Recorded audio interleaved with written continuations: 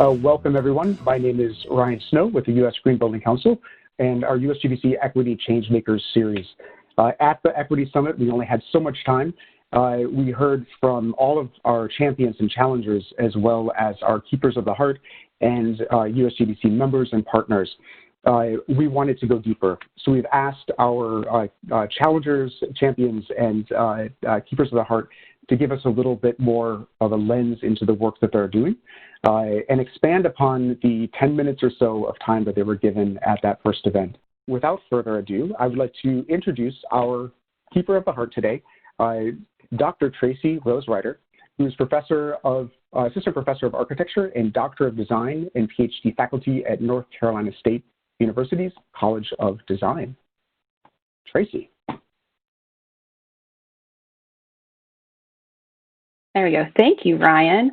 And thank you to you and Kimberly for inviting me to participate in this amazing series. As Ryan said, I'm at NC State in the School of Architecture, and I also teach research methods in our 2 doctorate programs. We have a PhD program, which is more of a traditional doctorate program, and we also have a Doctor of Design program, which is an online doctorate program that works with design professionals that have years of experience and some kind of expertise that they want to dig into a little bit more deeply to provide them a solid understanding of how to design and implement research to support their work. I'm very excited to be a part of this talk today because my interest is really around the concept of buildings as interventions, like how can the built environment actually improve some of the systems around them. My architecture classes at NC State focus on engaging interdisciplinary student teams. Usually I have students across design, so architecture, landscape architecture, but also civil engineering, natural resources, sustainable materials, and the occasional student from business or textiles, public health, looking at real world projects that look at systems at a variety of different scales, and then the lenses of those scales. For me, there's certainly an importance of the building itself, so how it goes together, structural and material choices, composition hierarchies, but I'm more interested in the systemic impacts of that building or the built environment, how the building is being built, like where the materials are coming from, and specifically for me, how the materials and the design of the buildings can impact the human systems within, or how one building can impact a larger urban ecosystem. How the building itself is not only a set of systems as we're taught in architecture school, but also recognizing that it is a part of a number of other much larger systems. And I believe that the built environment can do more than provide us with just shelter or comfortable spaces or creating a sense of wonder and awe like we often see with our big D designers and our glossy magazines. I believe firmly that buildings can be salutogenic, which means that they can not only reduce the harm that they're doing, but also actually help to improve the health of the occupants. And they can be very powerful in a lens of justice and equity, looking at health, equity, and justice. There's an increasing amount of research being done, not just around physical health impacts of the built environment, looking at, the housekeeping staff, the workers on site and the occupants of the building, but also around other realms like design for inclusion and equity, speaking to the impact of mental and emotional health for the people that are on the building, maintaining and operating the building, constructing the building, and also using the building. Some of my research is looking at how a particular site and the programs that specific design affords can positively impact not only the health of the people inside, in our case, we're looking at underserved students and teachers, but the families of those students and even the larger community that may not directly engage with the building. So how can the built environment and the choices that we make when designing those environments about how the building will be built, how it will be used, what programs it will support, and how it will engage the communities, and how it's integrated across scales can essentially be a form of acupuncture for different elements of society. So these are just some of the things that I think about daily and why I'm so excited about the discussion today. I think we have a great person to talk about some of these issues. Ozzie Gonzalez is an urban ecologist and a relentless change maker. Trained as an environmental scientist and architect, Ozzie has dedicated his career to designing solutions for cities that bridge environmental health with community prosperity and has helped redefine the role cities can play in creating a sustainable world. Ozzie is a founding member of the U.S. Green Building Council's first lead user group and currently represents the 2nd District on the TriMet Board of Directors. He has served as vice chair of the Regional Arts Culture Council Board, sits on the advisory board of the Oregon Association of Minority Entrepreneurs, and is on the executive board of the Hispanic Metropolitan Chamber of Commerce. Ozzie is currently working from home as the owner of P3 Consulting, a firm dedicated to helping solve modern problems in the interest of people, planet, and profit. Ozzie has served as Regional Diversity Director for the general contractor Howard S. Wright, and before that was the Global Sustainability Director for CH2N Hill. His career is one of many firsts, and he has no intention of stopping. And with that, I will hand it over to Ozzie. Thank you, and good morning or good afternoon, as it were, for everyone that's visiting today. First of all, I want to acknowledge and give gratitude to the U.S. Green Building Council for putting this salon together, for initiating the equity forums, and for really leaning into this conversation and bringing us all around it and asking the question, how does design take part in this work of equity? So first, thanks a lot for all of that. It's great to have participated in the earlier salon, and it's wonderful to have the opportunity to have today's discussion. So the other person I want to thank is Dr. Rider. It's wonderful to have this space with you here. I'm looking forward to a robust discussion. To everybody that's on the call today, thanks for coming in. The chat function is alive and well. So for those that I suppose have questions, I believe there's going to be a way to capture questions and have some discussion after I introduce the concepts I brought for us today. But my idea is to bring forward a set of ideas for us to be able to share a discussion around what we can do as designers. I know that as a fellow designer, so much of what we go out and learn stems from an interest in applying it into our profession. And for so many of us, especially in the green design community, the pursuit of this profession was not simply the selection of a job and a title. There's really a mission and a purpose behind why we do what we do. So I'm thrilled to, first of all, be able to have this discussion with you and with this group today. So with that, I do have a little bit of slides I'm happy to share with you that are going to walk us through a few of the concepts, but it's really about putting some ideas on the table. There's a lot of things that we can talk about, and I have a few examples we can point to, but for the most part, it's really about why we design that I want to get into today. It is an important question to come back to as designers, and so it's about the ethics of design and recognizing that we have a relationship with nature and we have a relationship with people through our designs. That's always been the case, but how do we recognize that relationship authentically and proactively so that the interventions that we do have through design are actually having an intentional result around the relationship with nature and the relationship with society at large? I want to begin by just saying where I'm coming from. I have a background in architecture and environmental science, but I feel like I come from an oddball place for a lot of this, just from the background that I have growing up, first generation immigrant, English as a second language, spending half my childhood on a farm and the other half in the concrete jungle. I learned early on about the difference that environment can have on a person's health, just between those two early experiences, and learned right away about how you get messages growing up in society about whether the world is designed for you or not for you, with you in mind, or with your perspective at the table, or not. And I've experienced as a designer how we can have those intentions when we walk into a design problem. What are the perspectives? What's the lifestyle? What's the cultural customs that I'm acknowledging exist when I make my designs? And that's just an extension of the sustainability conversation that we have. So I'm going to pull up some slides now because that's a little bit about where I come from. So I arrived at urban ecology essentially as a way to put into practice the kind of architecture that I knew was going to help create a stronger and more robust human society.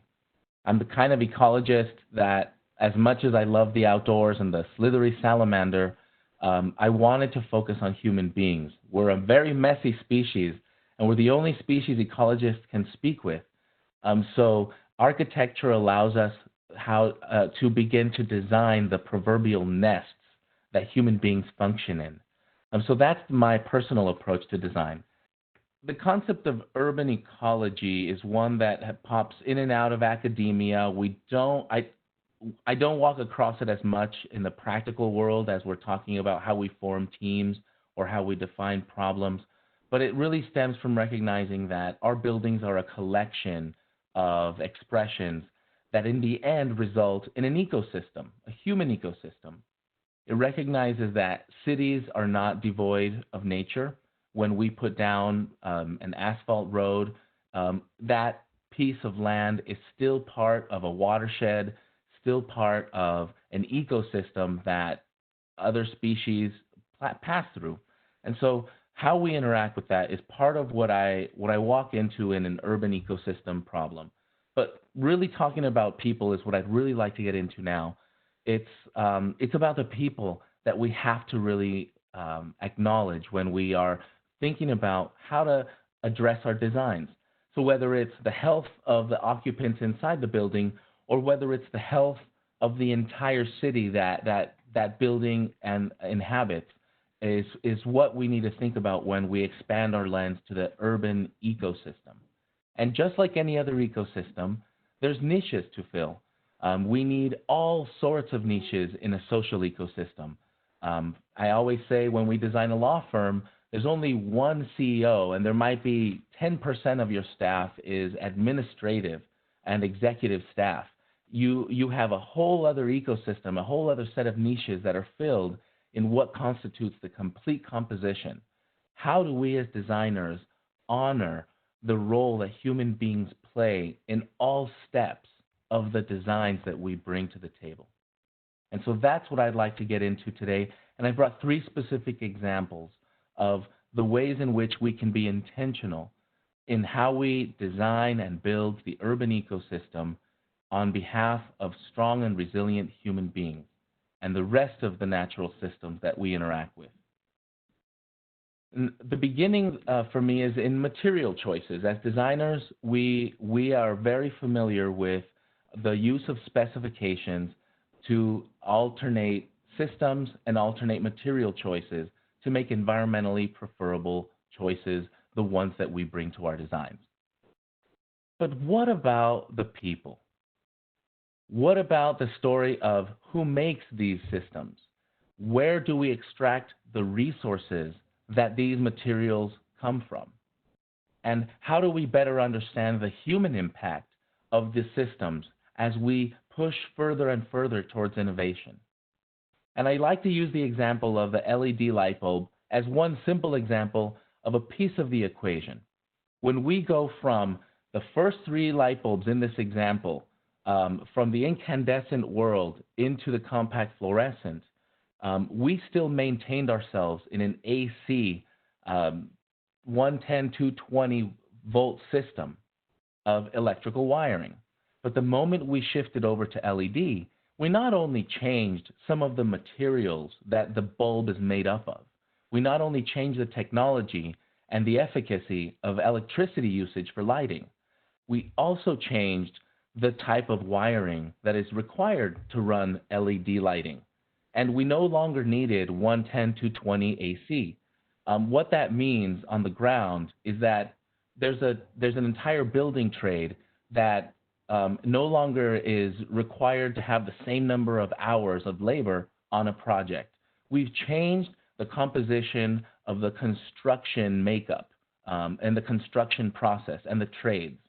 And so in thinking about that, we have one way to make a set of choices and be aware of how we change the composition of workforce when we also change technologies.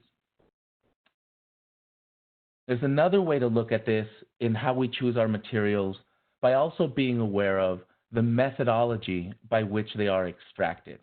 This not only has the environmental impact of the consequences of resource extraction, but there's also the social impact.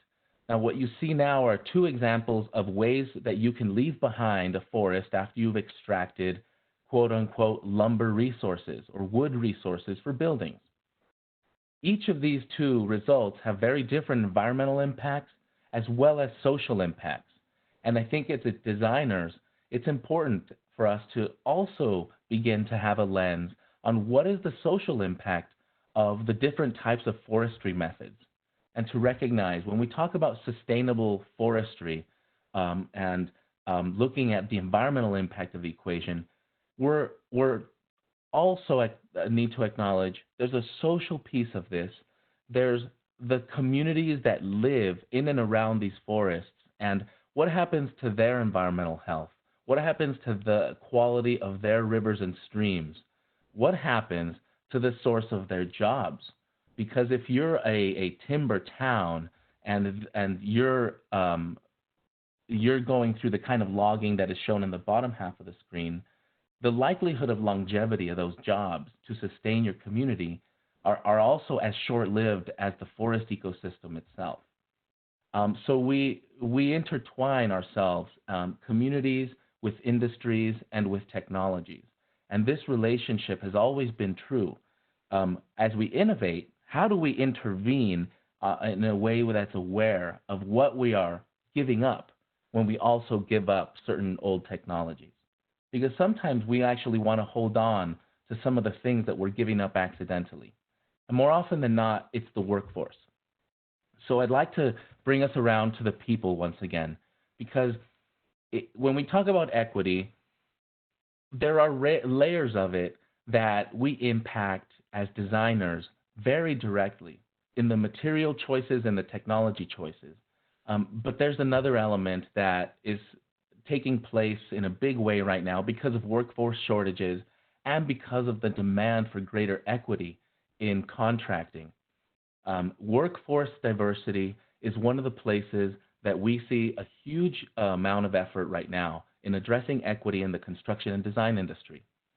The last 2.5 years, my work shifted completely from helping optimize energy and water resources on projects to helping optimize human potential and human ambition on projects.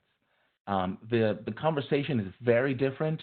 The metrics look very different, and you don't get to see a kilowatt-hour smile when you increase when you optimize it the way you do with a human being. So the entire experience is very different.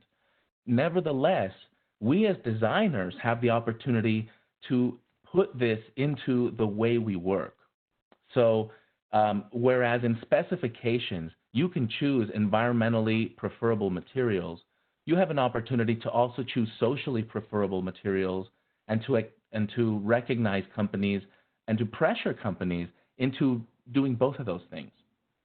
But on the contracting side, you have opportunities to optimize the local human resource by embedding into your projects some metrics to actually improve the community through economic resilience, by creating apprenticeship programs, by providing training on your projects.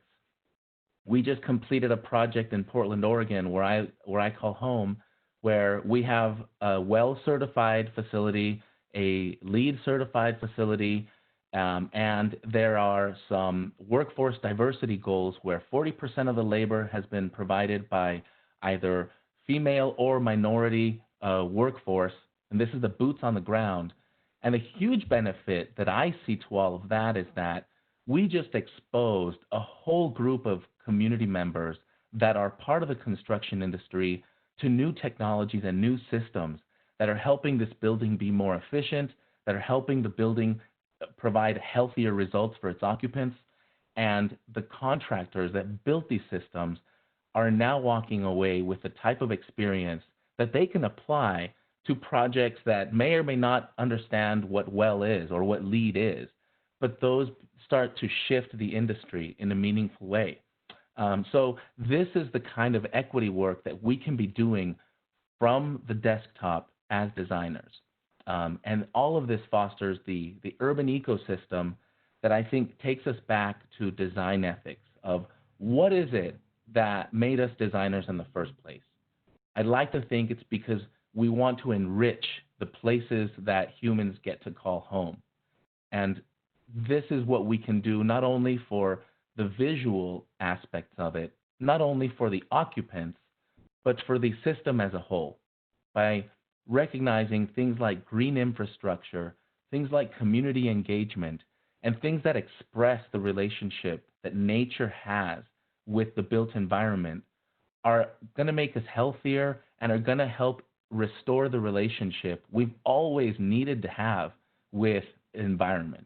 As a human living biological species, we are not only enriched because of biophilic patterns in our textiles or views of the outdoors, but it's all the other things, the intangibles we have yet to prove scientifically about what nature does for our well-being. And we can bring that into cities. We have an opportunity to redefine cities in the next half century for what they do for human beings. It's not just a source of jobs and entertainment and culture, but it's a place where you can actually be healthy and nurtured by the other people around you. So that's an approach and a challenge I present to the table. I'd love to open it up for discussion. I haven't been paying attention to the chat, but I'd love to see, Dr. Rider, what has this stirred up in you? What are we seeing out there in the chat world? I'm looking. We've got one chat question. We've got more chat questions, and I can't make the screen. There we go. So the first question, and I've got some of my own, but we're going to start with Alicia's. Who set the goal of 40% women and minorities in the project that you mentioned? The contractor, the architect, the owner? Where did that threshold come from, and how did you actually make that happen? Thank you for asking. This particular project was a City of Portland project. The City of Portland established the goals that were adopted for the project. The goal was set at 25% originally. In fact, they set the first generation of what we call disaggregated goals. There was different goals for minority participation and female participation across apprenticeship and journey worker levels. The city had applied them, and the contractors had to figure out a way to deliver on that. And we reached 43% overall, counting female and minority in total. The individual goals were met at all the individual levels, but it was the city that set them, and we all had to deliver.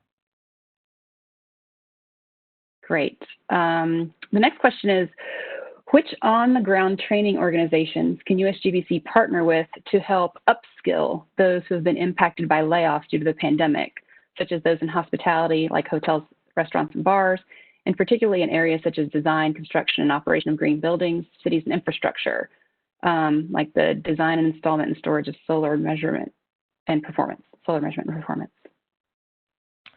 That's a fantastic question.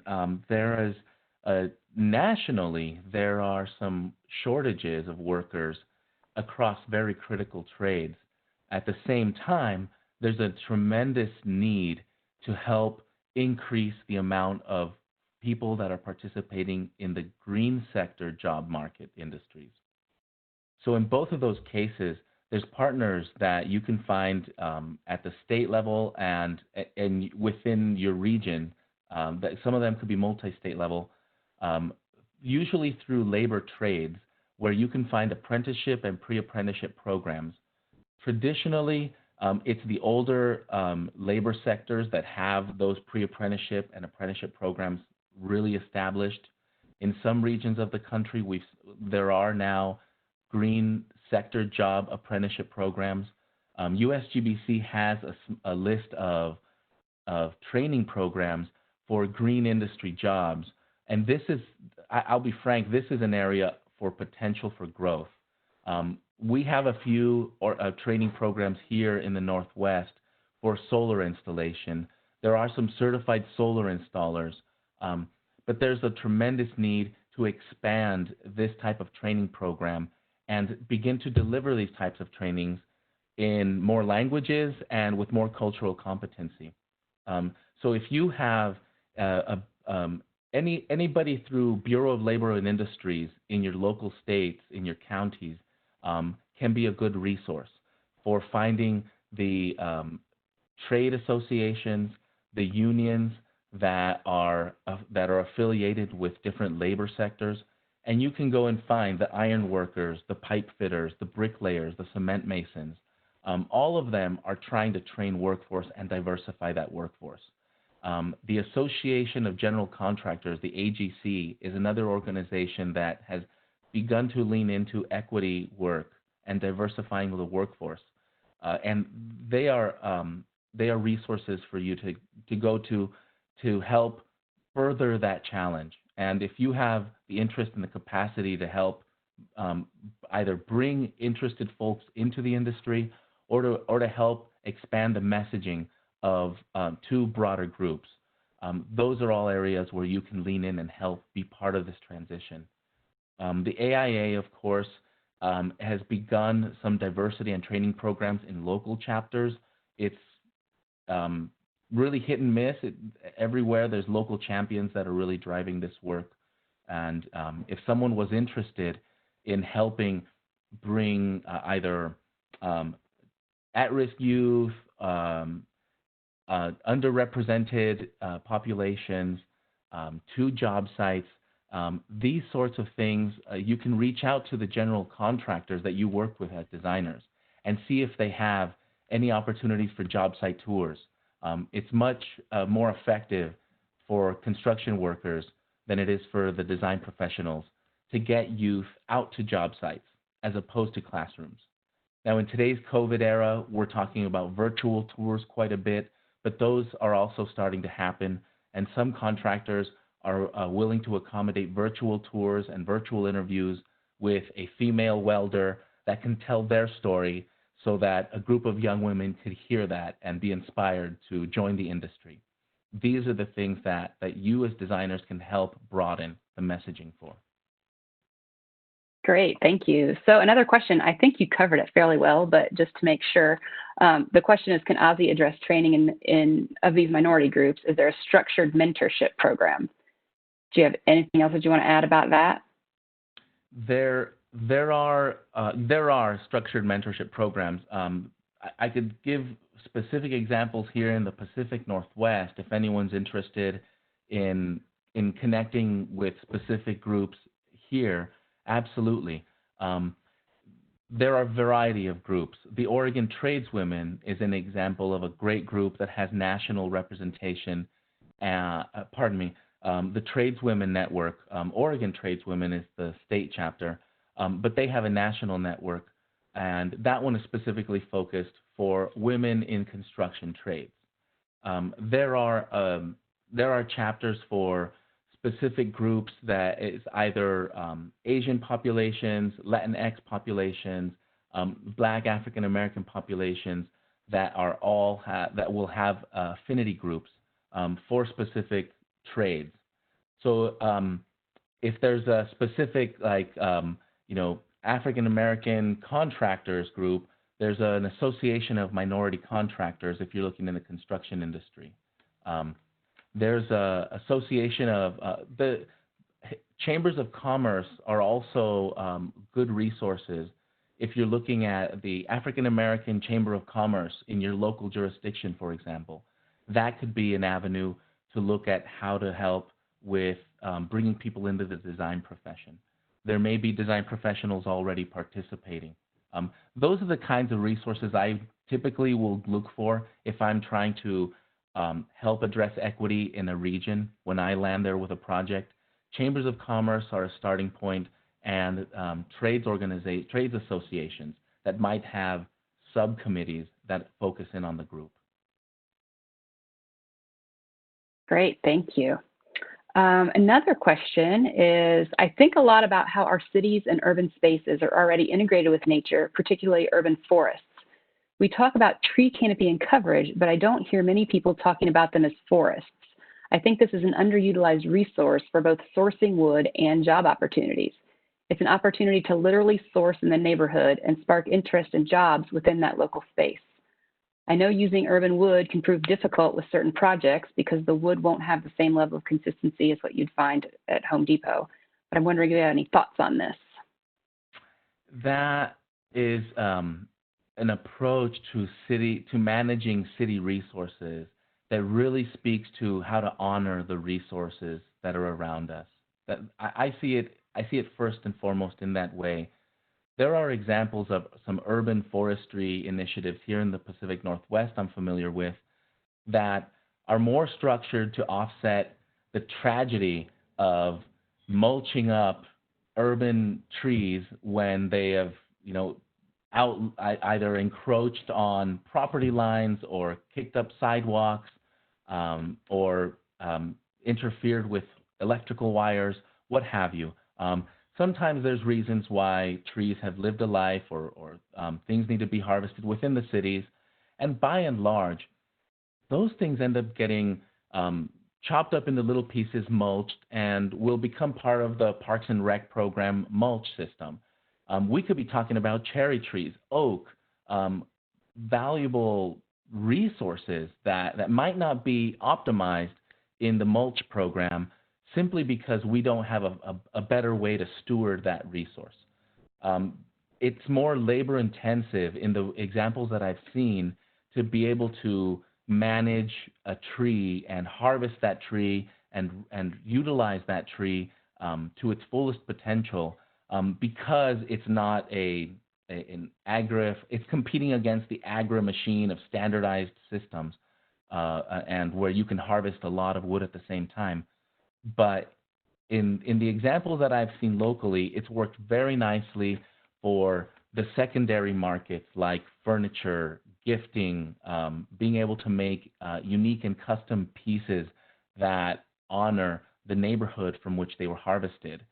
So there's this other, it acknowledges the other pieces of the value proposition that tree might have had, that it was part of an old neighborhood and the story of that neighborhood or when it was planted suddenly becomes part of the value proposition. It no longer has to compete with the 2x4 that's harvested from a commercial thinning in a commercial forest. So those are examples of how to broaden the value proposition. I really like. I don't know who asked the question, but I really like that they're coming from acknowledging that tree is a resource. Every square inch of land within the city is valuable and is a resource. It's sequestering carbon or infiltrating stormwater or producing a building material or producing food. And how do we continue to find ourselves on that continual improvement loop to not squander the resources we have? Urban lumber is one piece of it. Urban food production is one piece of it. And there's also the labor component. There's something I want to throw in there as the wild card here. There's something called blue zones in the world. This is something that is in the world of geriatrics, and it's described as places where a larger proportion of the human population gets to live past 100. And it's where most of the old people live. And there's concentrations in the world where, for whatever reason, people tend to live longer there. And those are called blue zones. There's one place that's a famous blue zone in Italy, which, of course, also became one of the vulnerable places in COVID. But it's a blue zone where olive trees were planted throughout the city, and the labor program to maintain the olive trees were retired men. And so you'd find 80, 90-year-old men climbing ladders. I know, it freaks us out to think about in the U.S., to prune olive trees. And they were the curators of this program, and it became also one of the things that got them up every day, kept them limber, kept them outside, kept them socializing, and it became one of the things that brought those individuals value to go outside and continue to be part of a social ecosystem. So it speaks to the other element of purpose. We as human beings also want that at all stages in our life. And, things like this olive tree program was providing that.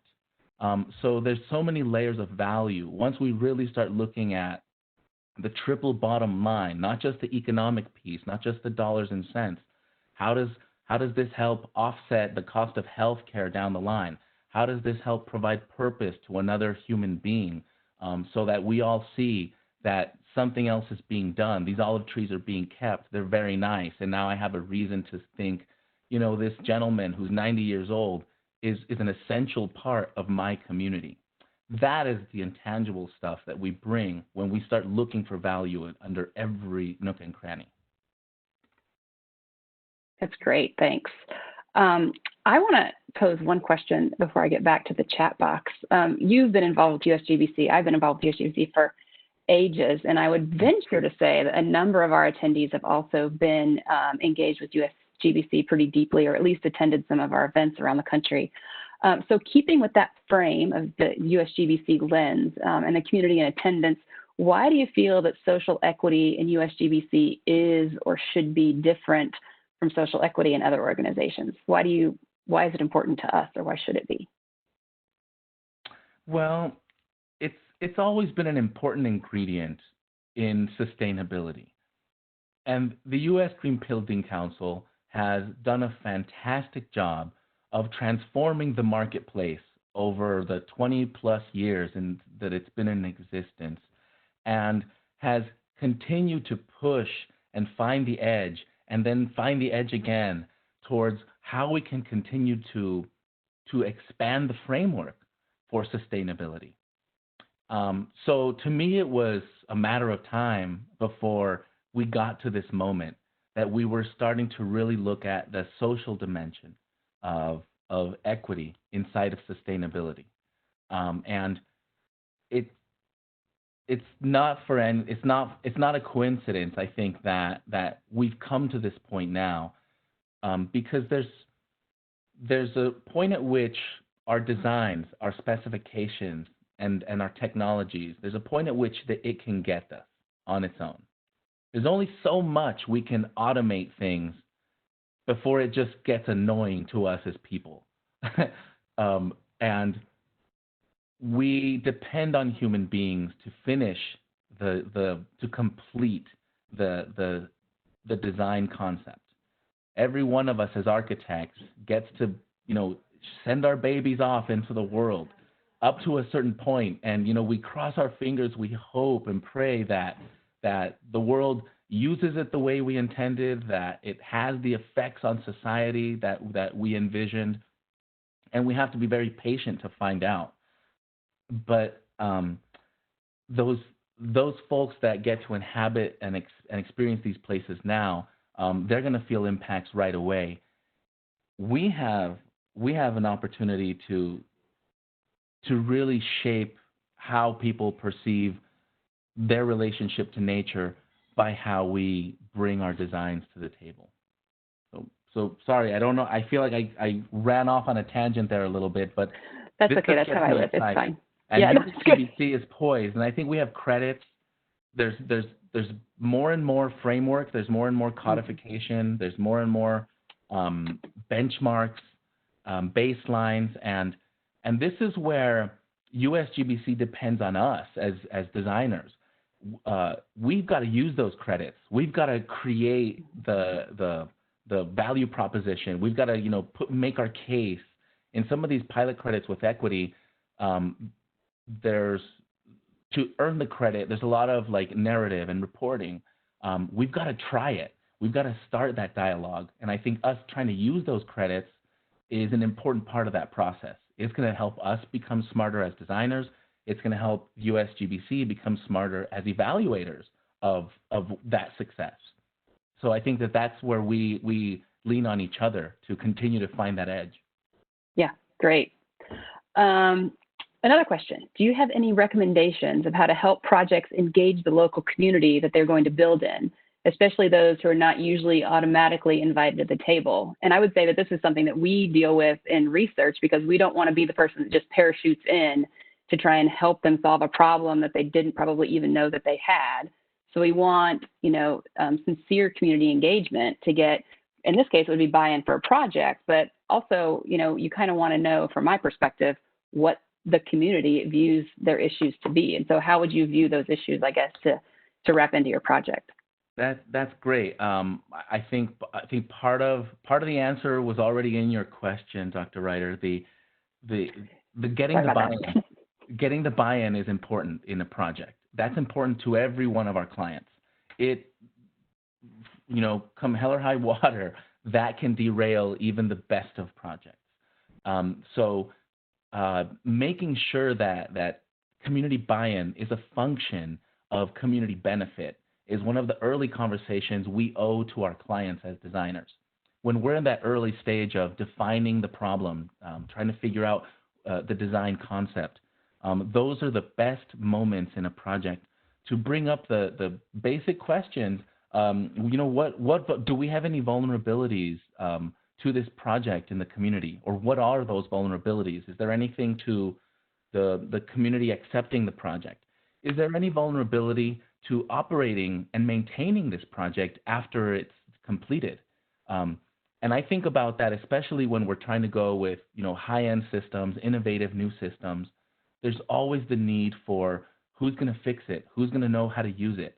And if we can empower local suppliers as much as possible to be a part of this project, we are sort of investing in a better guarantee that it will be easier and cheaper and faster to remedy any issues that project has in the future, as opposed to going into a project, going into a region, importing labor, importing specialties, and then everybody goes back to their respective places once it's done.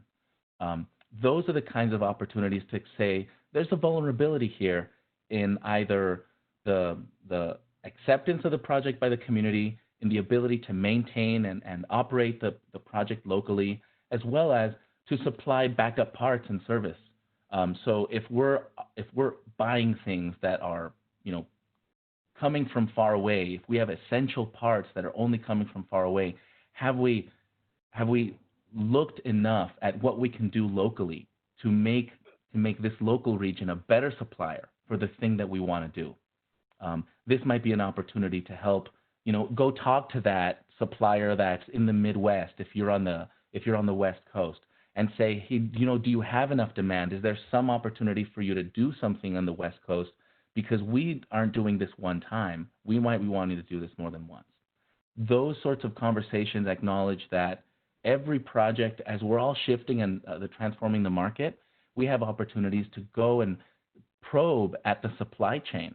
How do you improve your supply chain so that you're stronger and I'm stronger, because this is an interdependent system? And so to close on the question, I think the interdependence factor is the key here. We're going to depend on people to occupy the building. Eventually, the tenants, if it's a lease property, the tenants have to be able to sell to customers. So anytime you're creating jobs locally, you're making it better for your tenants to have a better, more resilient business in that community, because that community is in a better economic position. Though recognizing those connections, those ripples in the pond, are what you as a designer can do early on, because creating jobs, creating better suppliers, local suppliers, and creating an invested community are always going to help the success of the project by the mere fact that they're broadening who gets to define it as successful. So I want to follow up on that. So when you plop down a building in a community that may or may not really want it there, or not be interested or not be aware of what it is. So you talked a lot about going through like the local contractors, local suppliers, and making those kinds of networks. Do you reach out to the community at large who may not be engaged in that system of supply and subcontractors, but the guy that lives down the street, or community engagement organizations? Do you engage those folks at all, or is it through the supply chain? I guess I'm looking at your method.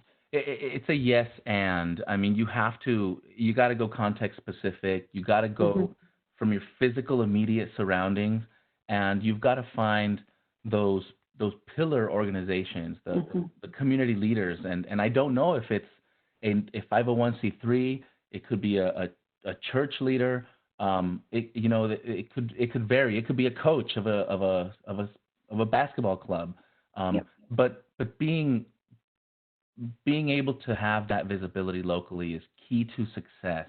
Mm-hmm. And USGBC had this experience in a very visceral way, as many others did when the earthquakes hit Haiti, and many organizations came out to try to help Haiti rebound from the earthquake. I know that we at USGBC, and many people at USGBC, went out to Haiti to help bring hospitals, educational facilities, and one of the early lessons was, if I want to create a LEED facility because I'm USGBC in Haiti, well, I've got to begin with going upstream and helping translate and transition, upskill, frankly, the workforce so that we can all participate in this building. I've got to make a LEED version that is going to be able to leverage the workforce and the materials within my region. I've got to do that first. And that all of a sudden turned it into an equity project, because everybody around in the community was a resource and was an instrumental piece of its success. If they cannot own it when I walk away, then the project didn't do what it needed to do. That's a very visceral, very kind of necessary example where there was no other choice. It's much more subtle when we're in an established city. If you're trying to create, a new hospital in the middle of an urban core in an area where there's been a lot of disproportionate underrepresentation, disadvantage. There's minority groups that it's been a forgotten neighborhood, and all of a sudden you're investing in a hospital. Same concept, but it's much more subtle. How do you empower those around you? Great, thank you. So another question actually talks about existing buildings. Where do you see existing buildings focusing on social equity issues? It seems in the development side, there are a lot of opportunities, but when we get to what currently exists, some of which have an exclusionary history, there aren't a lot of discussions about social equity. Do you have any views on the existing building world? Yeah, I think every job, every labor hour is an opportunity to mentor, and mentorship, apprenticeship is something that we have to get better at, and that's true in the design and the construction industry. Doing it intentionally and putting the equity layer into it means, how do we apprentice and mentor in areas with folks and in areas where we're stretching, and to do that is to also be willing to acknowledge that it's a two-way street now. We're going to learn something in this process, and we're going to teach something.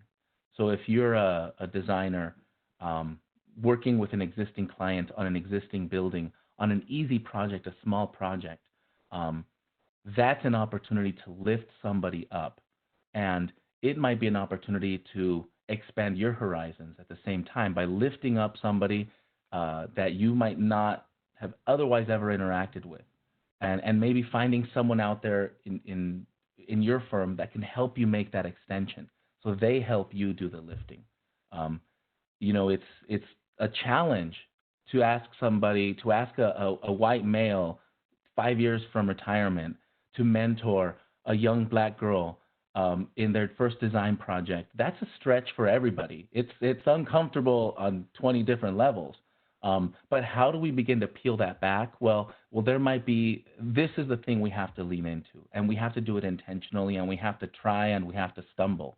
And I think that's part of what the equity piece is for us. And whatever we can do, whether it's finding an organization or finding someone in your firm that can help you extend that bridge a little more. Maybe it's like a 2-tier mentoring process, and everyone's just trying to help lift someone else up. Those are the things that are going to make a difference and become essential at a moment in time where we do have workforce shortages, we do have a need to transition the workforce. And to close up on another slide I brought in, to go back to what is most essential in sustainability. Because right now, COVID has taught us that there are many things that are essential, and just to get back to a normal life, we're depending right now, every one of us, on some of the most vulnerable rungs in our social society to take care of us. The janitors, the farm workers, the staff that cleans up after, between uses of whatever facilities we have. They're essential. And how are we taking care of them, making sure that they're all right? It's the same as how we take care of the essential workers of nature. We're learning a lot about our vulnerabilities through COVID. How do we as designers lean into acknowledging those vulnerabilities and addressing them, environmental and social? Perfect. So building on one of the questions from before, can you give your thoughts on developing green career paths? When the green jobs movement started in 2009, much of the focus was on lower paying jobs or jobs that required people to weather the elements that are on construction sites. Are there other pathways you see for people to enter the green jobs economy, especially those who have been traditionally left out? We're working on that right now locally by funding green jobs programs. The city of Portland passed a measure to start a fund. There's some business taxes that are going to be going into a green jobs fund where we're starting to partner with nonprofits and community organizations. The funding requires a partnership between a community organization and an industry association. So right off the bat, it's teaming up a design and construction industry group with a community group. And the funding is for green jobs development. We're still trying to figure out what that means and how those funds will be applied. Right now, it does look a lot like helping train people installing green roof systems, solar panel systems, and reaching out to high school groups and having like pre-apprenticeship 2-week programs just so that they could experience what it's like to work in these trades. Those are some of the beginnings. I'm not familiar at the national level outside of the Northwest right now what sort of green jobs programs exist. That I hate to admit, from a national perspective, it has not been a top funded priority. Yeah, I don't want to get into that too much right now. So at the state level, it's going to vary state to state. California has some fantastic programs for green jobs apprenticeships, and you can go through, like the electrician's program has sub-specialties now for renewable energy power systems. Those sorts of programs do exist. If it really is very region specific. Mm-hmm. So if there's a region that you're interested in, I'd say feel free to reach out. I could help connect you to folks within that region. Okay, great, thanks. Going back to the USGBC frame, at the summit in the spring, Kimberly framed it in terms of incremental, evolutionary, and disruptive change.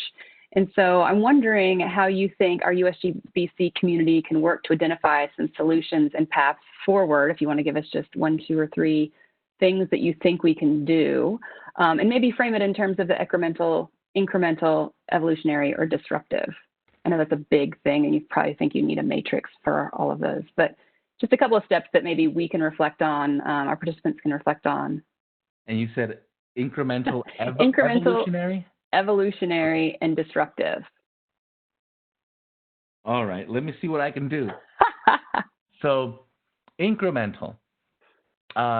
Incrementally, you could have a small local business participation requirement on your project. So, what this means is you could make it a point to work with, as one of your sub-consultants, work with a new entity that is going to be very well connected to the community where your project is. So, this becomes your opportunity to find a new consultant for lighting, structural, or some element of your design. Something important.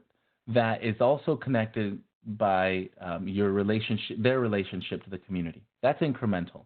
I think just starting to be deliberate and making those relationships in the communities and it being the kind of relationship that isn't a one time, but a how do I foster relationships so that they keep me connected to this community and I bring them and connect them to other communities as well.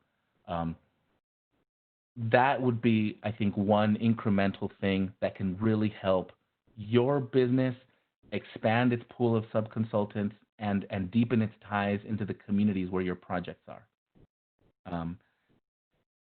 Evolutionarily, I'd say really lean into the social part of the triple bottom line. Take all of the energy and enthusiasm around environmental sustainability and bring the people side of it. So evolutionarily, look at your specs, look at the systems that you like to use, that you're most familiar with, that you think are, the Cadillacs of your green designs, and look at the supply chain for those resources. Find the areas where there's a community benefit. Find opportunities for community benefit with them. So this is where you can take more of an advocacy role. As a designer, as a specifier, you have a unique audience in your suppliers. When you're able to say to them, I like your product, but here's some areas where I wish I could get more information, more improvement, more commitment, or more value. That's a really important thing. And the more you can do that, the more you find those opportunities. Every time you get the lunch and learns or you have that interaction with your specifiers or with the vendors, that is an opportunity to get them to recognize that that's on your radar. And the more they can help solve the first one of your vendors to solve that one thing, well, that's going to just put them over the edge from, for the marketplace. They listen to you as far as where the market's going. You've already seen that with like the red list and other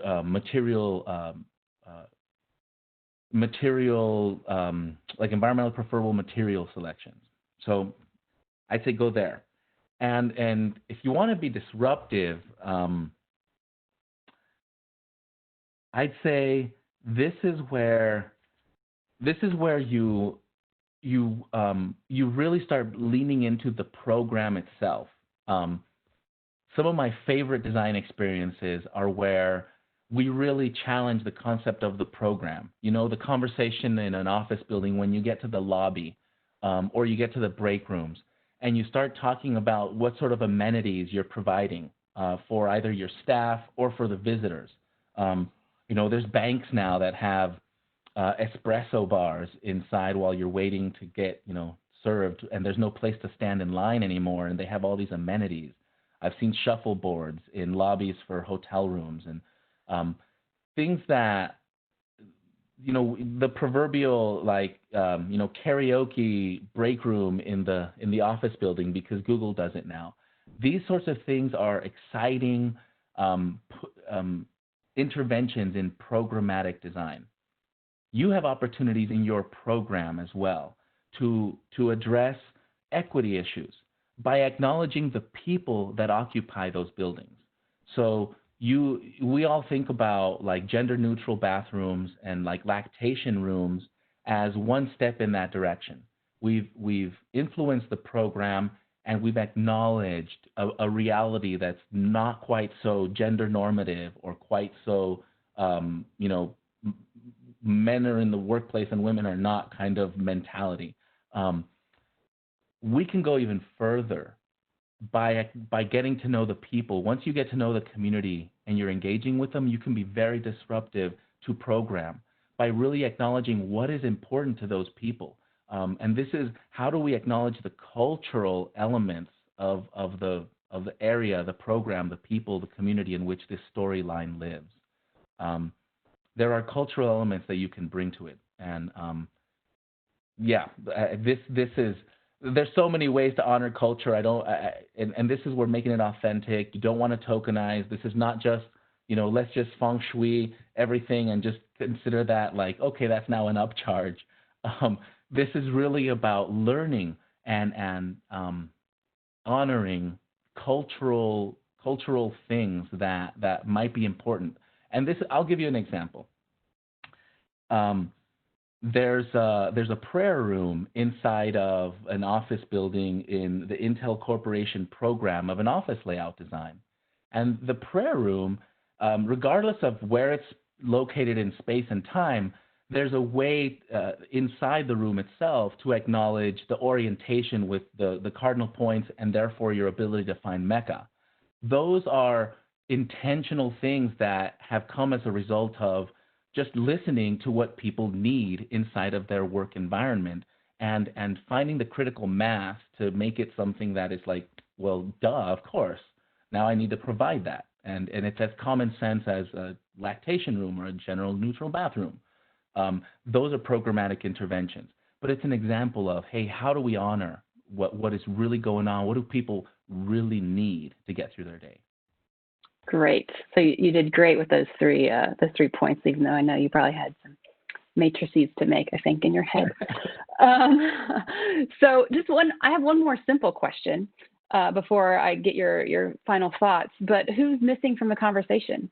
Who else do we need to include in this diversity and equity conversation?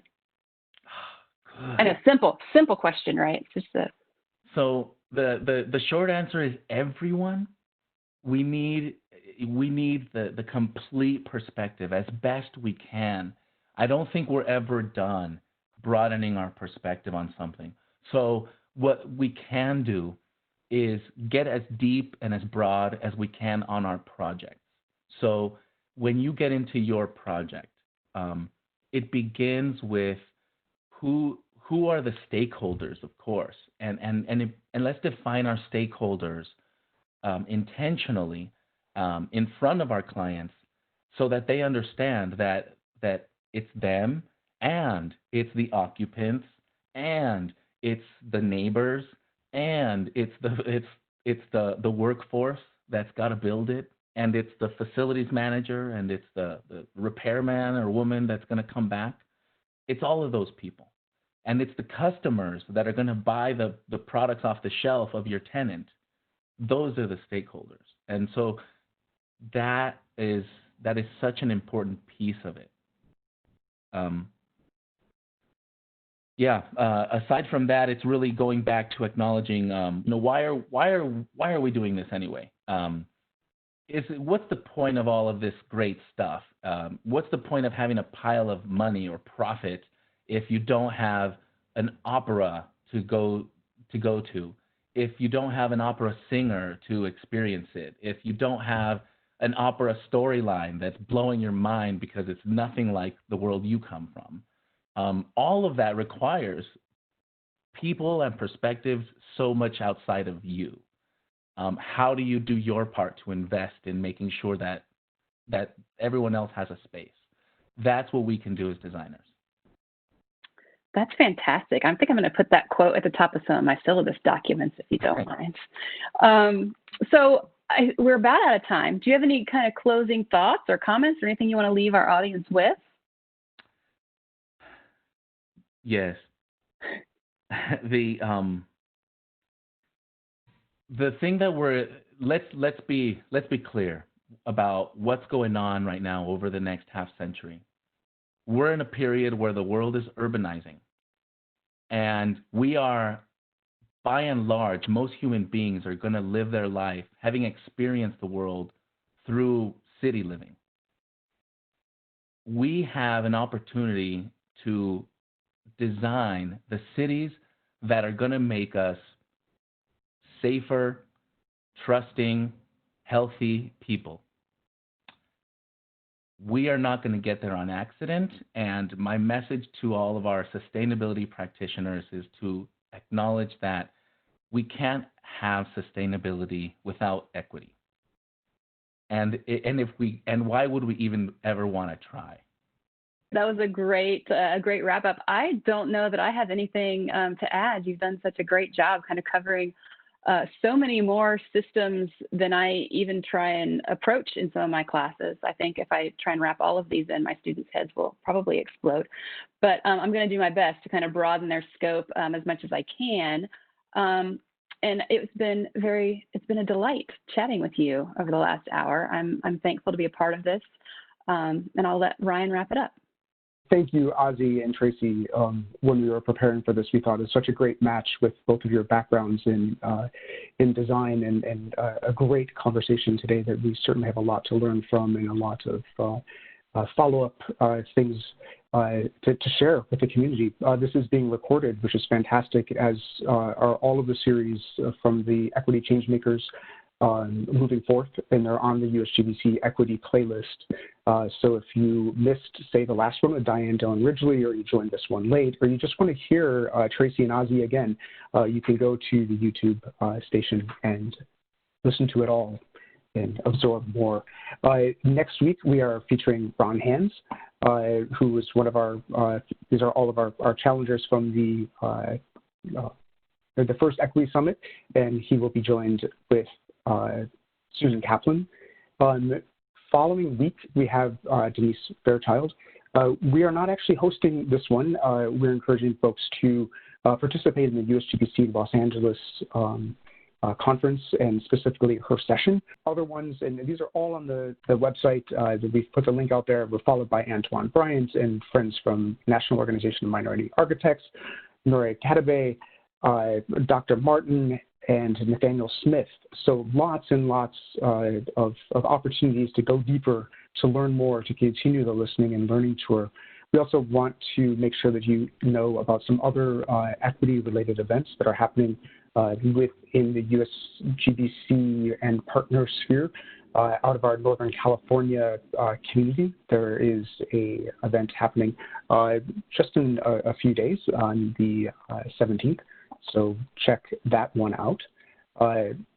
Also, our partner, and I mentioned Ron Hands before, with a network for developing conscious communities, as well as the Center for Urban and Racial Equity, has been hosting a webinar series that will conclude with, I believe it's the 4th webinar on August 19th. So absolutely encourage you to check that out, Conversations on Black Community Development. And then our partners at the National Organization of Minority Architects are currently launching their Project Pipeline National Camp. Great way, we talked a lot about youth in this one, so opportunities to get your kids involved. I know many of you are challenged with kids at home right now. Maybe some folks on this call have kids who are wanting to make slime and do other things when you're trying to get your work done. Maybe an opportunity to get them involved with Project Pipeline. And then later in October is the NOMA conference. It was supposed to be in Oakland, California, but it has gone virtual. I have to say I've attended this event many, many times, and it is a fantastic event. So thank you again to Ozzie and Traci, and to all of our participants. We look forward to continuing the listening and learning tour next week with Ron Hands.